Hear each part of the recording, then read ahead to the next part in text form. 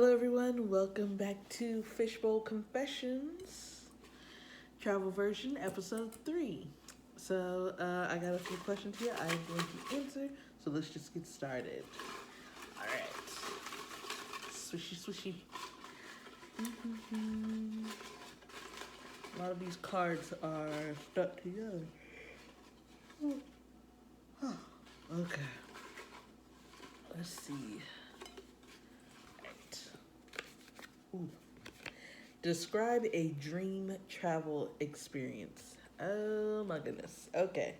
So, my dream travel experience would be I've always wanted to go to Scotland. It was one of the many places I wanted to go to, but that's at the top of my list, really. Because I don't know. I have like this fantasy. I know y'all are probably saying like Outlander.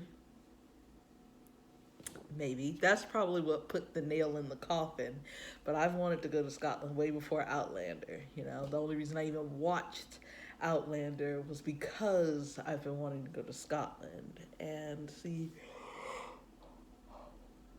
the Highlands, and Outlander did help bring a lot of that history of Scotland into the show. And I've always learned best from films and TV shows.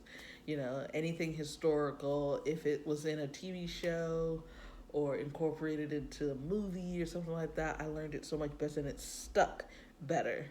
You know, learning about Bonnie Prince Charlie, who I've never heard of a day in my life, but it is a major part of the history of Scotland. So, yeah.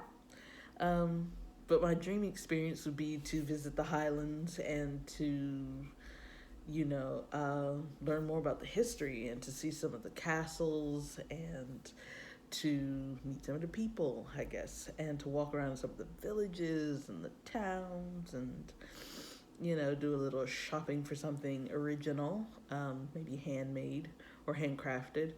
And yeah, I just really want to be somewhere that isn't American, you know, because one thing I've learned from being a truck driver is that you see one city, you've seen them all, pretty much. I mean, I know that LA has a different lifestyle than New York, and New York is different.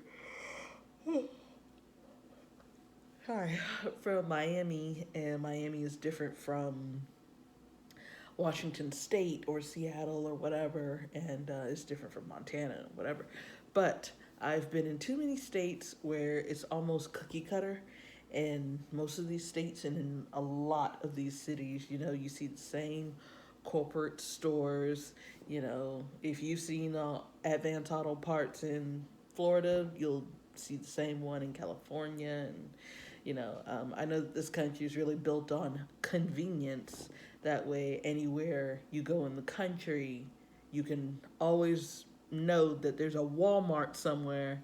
And let's be honest, we always make this joke about how if I don't see a Walmart, I can't go there, or if I see a Walmart, I know I'm home or something like that. Whereas you try to go somewhere different to see something different. The last thing I want to see on my travel trip is the same thing I see every single day on my way to work or at some point in the week when I am running my errands and things like that. And I know that things come up like at last minute you may need a bag of ice or you need this, and this, and Walmart carries it. So you look for the nearest Walmart and boom, bada boom. Whereas you go in other countries, you may not have that same luxury. You may have lived in I might not find any Walmarts in Dublin, Ireland, and then it's like, okay, now I have to know a place where they sell the specific thing or something close to it. And then you might end up having to go to 4 or 5 stores to get the few things that Walmart would have sold by itself. And again, our country is really all about convenience.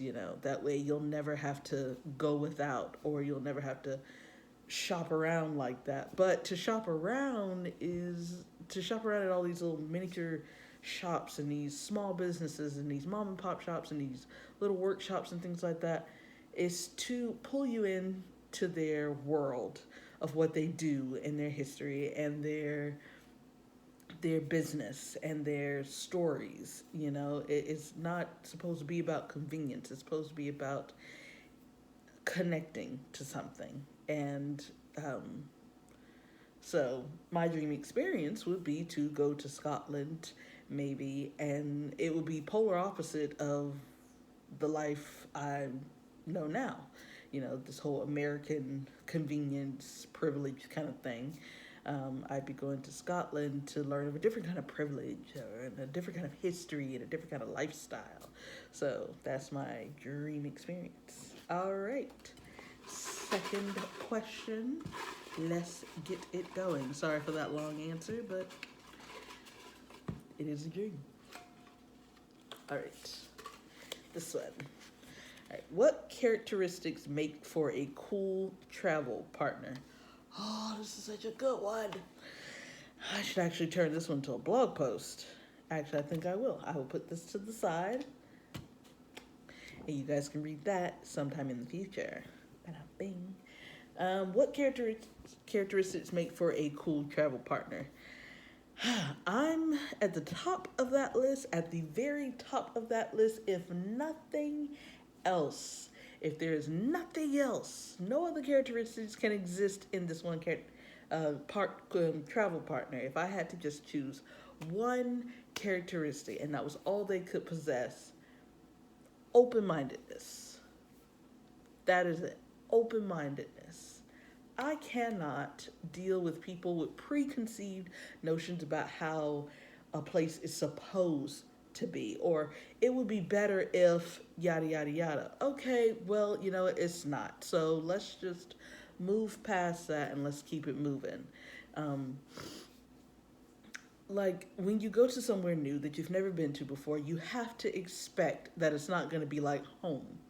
The idea isn't, and that goes back to my first question, that we're so conditioned and privileged, and we live this life of convenience where we think that just because we have this easy access to all this stuff in our home, in our city, in our country, we think that when we go to another country, it's supposed to be set up the same way. And it's not. You're going to go in places where you get no service, cell phone service, probably for hours. Ooh, you can't check your TikTok. Oh, well, And, so, right. So the open-mindedness, you have to be open to what's to come and be able to also know that there will be people that aren't like you, that doesn't think the way you do, who wasn't raised the way you were raised, so they may do things differently. We are the products of our environment, right? So when you go to these new places, you want to be with somebody who can absorb all this new information, may deal with some culture shock, but absorb all this new information and be able to process it in this mature way and be able to see it, be able to be a glass half full rather than a glass half empty. And you look at life and you look at these people and this new atmosphere with this open mind and think, well, maybe this has happened because of this. There are still countries that are influenced by their history. They had this really rough history of war and violence and things like that. And now in present day, there is still some of that leftover feuding. I mean, look at America. We all know what the history is in America. And look, that history has tainted so much of our modern day society. Everything is black and white now. Political craziness, race wars, so many things are still being tainted by a history from 200 and 300 years ago. And it is the same thing in other countries. So this open-mindedness, we just can't be bottled up and closed up, and we can't have a travel partner who feels like it should be one way just because they are used to it being one way. So if you don't have a travel partner that is open-minded, who's open to new things, open to new ideas, and understand that things are going to be different from what they're used to, cut them. Other characteristics, of course, like I mentioned before, maturity, of course. You don't want someone who just leans on ignorance all the time, and someone who carries this "I'm American, I can do whatever I want. We're a superpower country. You know, we're the land of the free. We get what we want. So I'm gonna come over here, do whatever I want, and you guys are gonna embrace me. You know, plenty of people with that attitude. So no, cut that too. And another thing that makes a cool travel partner, adventurous. Gotta be willing to try stuff. I know everybody has experienced somebody who would rather stay in the hotel the whole time, or rather sit by the beach the whole time or by the pool the whole time, whereas they don't want to get out and go do like a tour of something or go see some statue or some grave site that has these very influential people buried in them, and or some sort of house from a famous poet and been turned into a museum of some sort, not just somebody who's just looking for a getaway from their problems. Because guess what? When the vacation's over, guess where you're going right back to, right? You're going back to those problems. So, yeah. So I would say those are the characteristics. I think I got time for one more. I like to do 3 just to keep it interesting. Let's see. I'll make this quick. I hope it's a quick one. What is the difference between a tourist and a traveler? Ooh. All right, so I don't know if we're sticking with definitions here, but I'll go with what I feel is the difference. Tourist is kind of the difference between a tourist and a traveler, in my eyes, is someone on the outside, someone on the inside. You got someone looking in, and then you have someone looking out, right? So the person looking in doesn't know what's going on. Like somebody who comes up to your window of your house, they don't know what your house is like. They don't know the outline. They don't know what's going on. They're looking in at what they see, and that one vision that they see is the idea that they have, and then they make conclusions based on that, and they just enjoy what's there. Whereas a traveler is a person on the inside living in the house and knows what's going on and uses that to, show what's going on. So we've all been both at some point. I'm a tourist in places that I go that's new, exploring, wide-eyed, can't wait to see what's going on, don't know a darn thing that's going on here, and I'm just kind of passing through, and I'm on to the next thing. I'm not really putting any roots anywhere, and I'm not taking anything too serious. Like I'm not about to start some sort of root system for myself. I'm not trying to stamp and be involved and things like that. Like tourists are, so to speak, just people looking in at one glimpse of something, and then they're on to the next thing.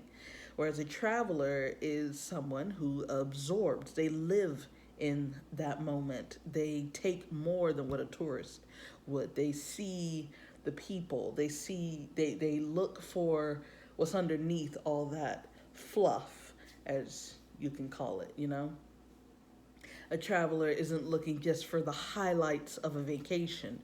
They're looking for the things that makes this place unique, Like you should be able to say what's the difference between like Hawaii and Tahiti, even though both are very heavy resort places where people go to drink mojitos on the beach and enjoy the clear water and things like that, whereas a traveler would have more to say about that.